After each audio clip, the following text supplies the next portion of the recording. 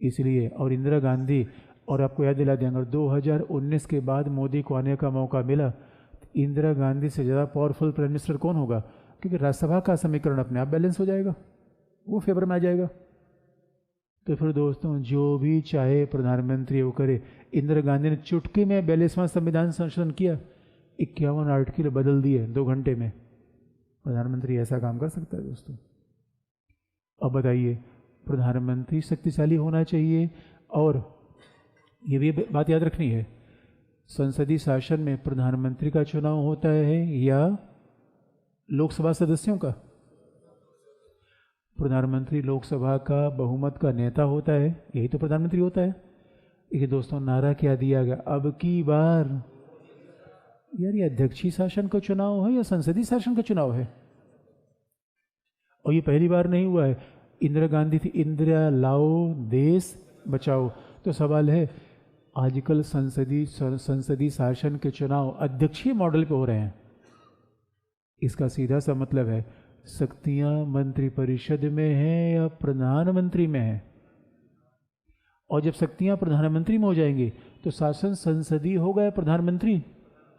लिखने की बात, अगला हेडिंग है प्रधानमंत्री शासन, अगला हेडिंग है।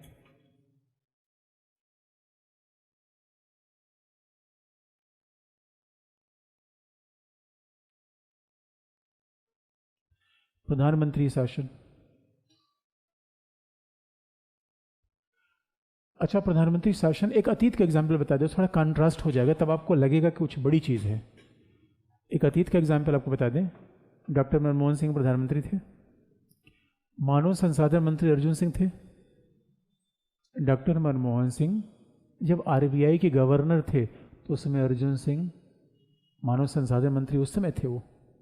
या सोच के देखिए, मनमोहन सिंह दोस्तों, मनमोहन सिंह और अर्जुन सिंह उनसे बहुत सीनियर थे, इसलिए मनमोहन सिंह एक ऐसे मंत्रिपरिषद के नेता थे जिसके मंत्रिमंडल के मेंबर थे शरद पवार नंबर 1,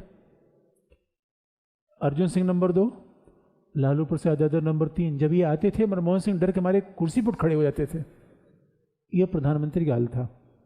और एक बार मनमोहन सिंह ने बस अर्जुन सिंह को इतनी बात कह दी कि देखिए अर्जुन सिंह महोदय, थोड़ा एक बात ध्यान में रखिए, हम सोच रहे हैं कि आईआईटी का और आईआईएम का एक ब्रांच सिंगापुर में स्थापित कर दीजिए।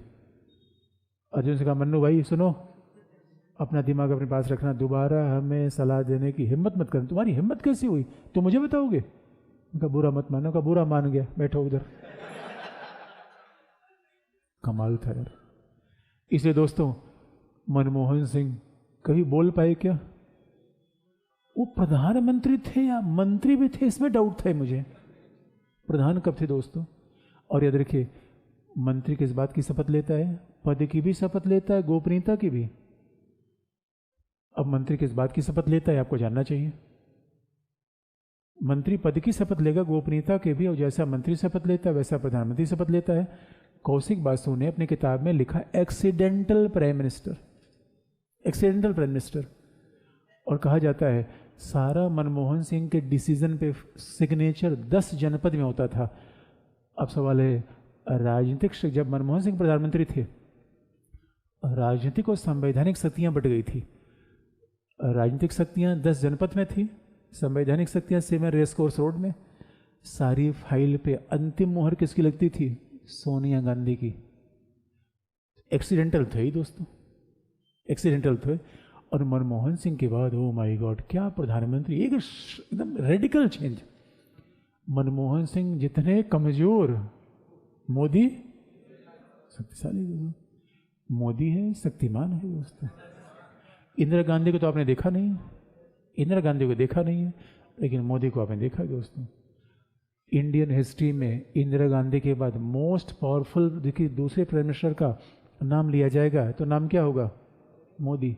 क्यों? मैं भावनात्मक नहीं हो रहा हूं, उसके पीछे तथ्य लिखने की बात है। पहला, प्रधानमंत्री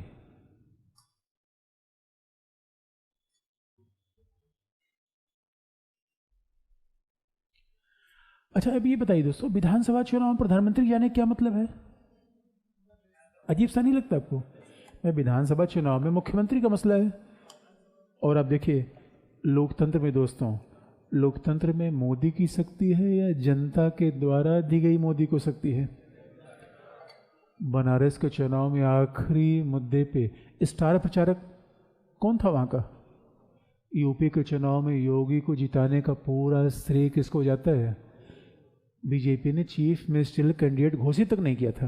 देखिए एमपी में अलग मामला है, एमपी में चीफ मिनिस्टरियल कैंडिडेट पहले से है, राजस्थान में पहले से है, हरियाणा, यूपी, महाराष्ट्र, जम्मू कश्मीर, 4 ऐसे बीजेपी ने चुनाव लड़े। बिहार, जहां उन्होंने चीफ मिनिस्टरियल कैंडिडेट घोषित नहीं किया, बिहार में तो सफलता नहीं मिली, बाकी जगह सफलता मिली। दोस्तों में तो ताऊ हर जगह प्रचार कर रहा है, क्यों? याद रखिए ताऊ का इसका मतलब मैजिक बरकरार है दोस्तों। ताऊ के बात पे लोग विश्वास कर सकते हैं कि ताऊ आएगा तो, इसे राजस्थान में जान लगा दी है। मामला मैडम किस्ती कमजोर है, मैडम किस्ती कमजोर है। अब ताऊ कह रहा है मुझे देखो मुझे देखो, मैडम को नहीं, लोग कहते हैं मैं मैडम को देखूंगा। मामला बन नहीं पा रहा है। ये भाई आप अजीब सी बात नहीं है, ये पॉलिटिकल पावर दिखाता है दोस्तों। इसके पहले बीजेपी को महाराष्ट्र में, now BJP single largest party, Shiv Sena को बीजेपी ने पीछे कर दिया। जम्मू कश्मीर में सिंगल लार्जेस्ट, जम्मू कश्मीर में दूसरी बड़ी पार्टी हो गई बीजेपी। असम में चुनाव जीत लिया। बीजेपी का एक्सपेंशन साउथ इंडिया में हो जाएगा दोस्तों, ये किसी ने सोचा नहीं था। ताऊ ऐसा कर रहा है और इतना पॉलिटिकली पावरफुल दोस्तों, इसलिए ताऊ के सामने किसी खड़े होने की हिम्मत होती है क्या? राजनाथ सिंह तक खड़े नहीं होते दोस्तों। राजनाथ सिंह पॉलिटिकली बहुत पावरफुल नहीं है, ठीक है मामला उत्तर प्रदेश से है, लेकिन वो कभी लखनऊ सीट बदले, कभी गाजियाबाद, कभी नोएडा। ताऊ दोस्तों एक साथ 2-2 सीट को रिटेन करता है। वो गुजरात का मुख्यमंत्री कौन? मोदी। मानव संसाधन मंत्री कौन? मोदी। वित्त मंत्री कौन? रक्षा मंत्री कौन?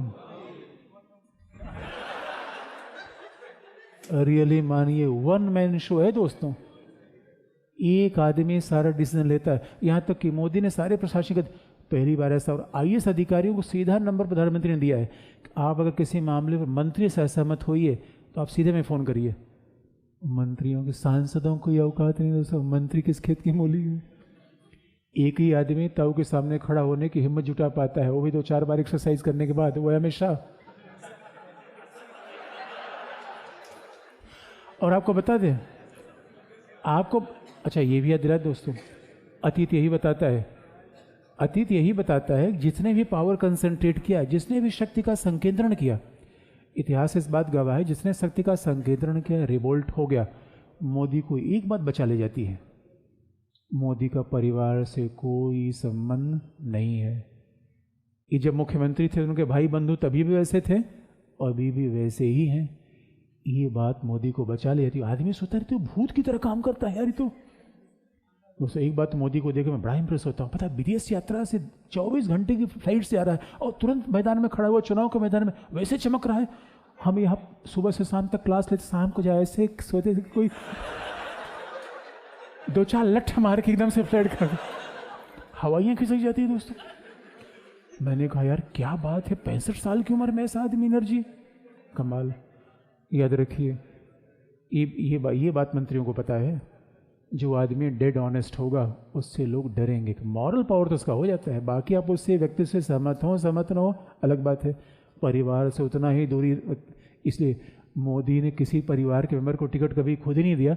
किसी की हिम्मत है अपने परिवार टिकट मांग लेगा? राजनाथ सिंह को बेटे के लिए टिकट मांगना था, बैक डोर से हमें सास कलवाए, क्या ताऊ से थोड़ा जुगाड़ करवा दो, टिकट बेटे के लिए चाहिए। ना ना, न बेटा न बेटी। इसे जो मोदी का विरोध करते हैं खासतौर पे देखिए, इस सब पारिवारिक जुमरा, भाई भौजाई, क्या है यार, नेता कहते देश का कबाड़ा बना दियो।